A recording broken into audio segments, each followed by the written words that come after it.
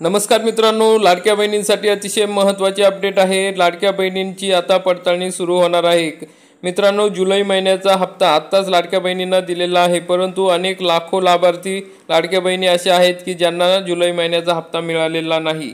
मग लाखो लाडक्या बहिणींची आता या ठिकाणी पडताळणी होणार आहे। त्या संदर्भात नवीन मार्गदर्शक सूचना आलेल्या आहे की कशा पद्धतीने पडताळणी करायची आहे, कोण पात्र आणि कोण अपात्र ठरणार आहेत, त्या पद्धतीने लाखो महिलांची पडताळणी होणार आहे।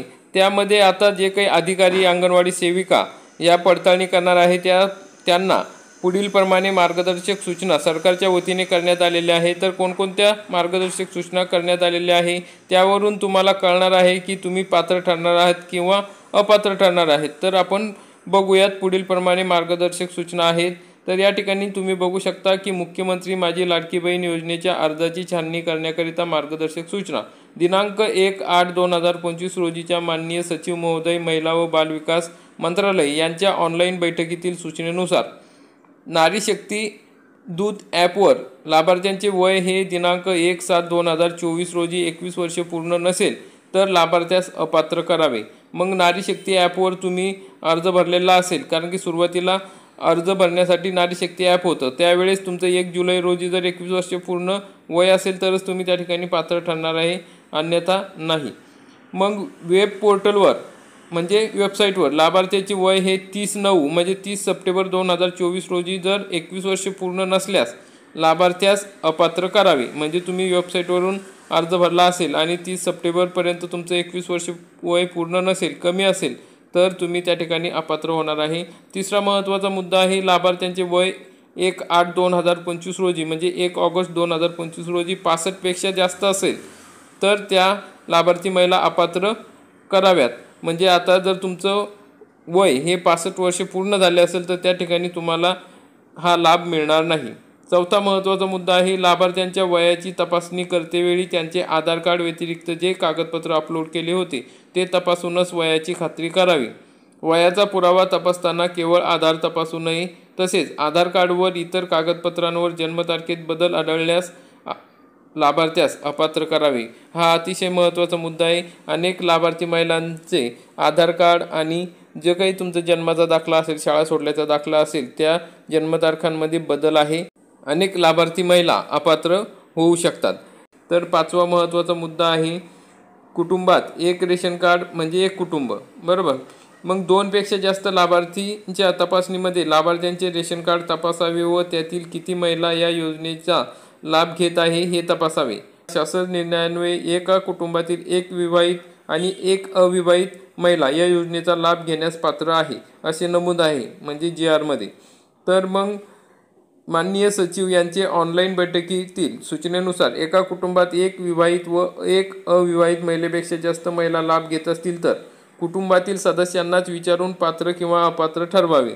म्हणजे आता जर तुमच्या कुटुंबामध्ये 2 महिला असतील तर त्याच्यापैकी कोणत्या महिलेला लाभ द्यायचा आणि कोणत्या महिलेला लाभ नाही द्यायचा हे कुटुंबातील सदस्यांनी ठरवायचं आहे। लाभार्थ्यांनी मुख्यमंत्री माझी लाडकी बहीण योजनेचा लाभ चालू केल्यानंतर रेशन कार्डमध्ये बदल केलेला असल्यास जुने रेशन कार्डप्रमाणे कुटुंबातील महिलांची संख्या ग्राह्य पकडावी। मग आता ही योजना चालू व्हायच्या आधी तुमचं जे रेशन कार्ड असेल तेच रेशन कार्ड ग्राह्य धरण्यात जाणार आहे। त्याच्यानंतर जर तुम्ही रेशन कार्डमध्ये बदल केला असेल तर ते ग्राह्य धरले जाणार नाही। 6वा महत्त्वाचा मुद्दा आहे, कुटुंबात 2 महिला विवाहित महिला जर योजनेचा लाभ घेत असतील तर त्यातील एक महिला ही अपात्र आहे। उदाहरणार्थ, एका कुटुंबातील सासू आणि सून अथवा 2 किंवा 2पेक्षा जास्त जावा जर लाभ घेत असतील तर त्यातील एक महिला ही पात्र ठरेल व इतर अपात्र होतील। म्हणजे तुमच्या कुटुंबामध्ये जर जास्त महिला लाभ घेत असतील तर त्यापैकी फक्त एकाच महिलेला हा लाभ मिळणार आहे। कुटुंबातील 2 बहिणी लाभ घेत असतील तर त्यातील एक बहीण ही अपात्र आहे। म्हणजे 2 अविवाहित मुली असतील ज्यांचे लग्न झालेले नाही, त्या दोन्हीही लाभ घेत असतील तर त्याच्यापैकी एकाच बहिणीला या ठिकाणी लाभ मिळणार आहे, दुसरी बहीण ही अपात्र होणार आहे। 7वा महत्त्वाचा मुद्दा आहे, लाभार्थी ही व्यक्ती परप्रांतीय असेल तर त्यांना देखील वरीलप्रमाणे सर्व निकष लागू राहणार आहे। 8वा मुद्दा आहे, लाभार्थी जर स्थलांतरित असेल तर स्थलांतरित ठिकाणावरील एकात्मिक बाल विकास प्रकल्प अधिकारी यांच्यामार्फत लाभार्थींची तपासणी करून घ्यावी। उदाहरणार्थ, आता एखाद्या दुसऱ्या कामानिमित्त दुसऱ्या जिल्ह्यात स्थलांतरित झालेले आहे ती महिला आणि त्या ठिकाणी राहत नाही, त्या एकात्मिक बालविकास किंवा अंगणवाडी सेविका असेल त्यांनी ती पडताळणी करायची आहे। मग स्थलांतरित ठिकाणी जर लाभार्थीबद्दल कोणतीही माहिती एकात्मिक बालविकास प्रकल्प अधिकारी यांना अवगत झाली नसली तर लाभार्थ्यास अपात्र करावे। म्हणजे अशा प्रकारे आता लाखो लाडक्या बहिणीवर अपात्र होण्याचं संकट ओढवलेलं आहे, कारण की त्यावेळेस अनेक लाडक्या बहिणींना या ठिकाणी लाभ दिलेला होता, परंतु आता जे शासनाने मार्गदर्शक सूचना दिलेल्या आहे त्यामुळे आता अनेक लाडक्या बहिणी ह्या अपात्र होऊ शकतात।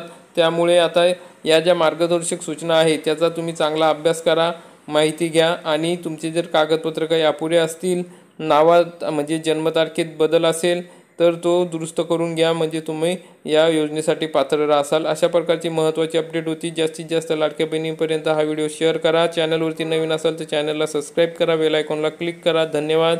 जय हिंद, जय महाराष्ट्र।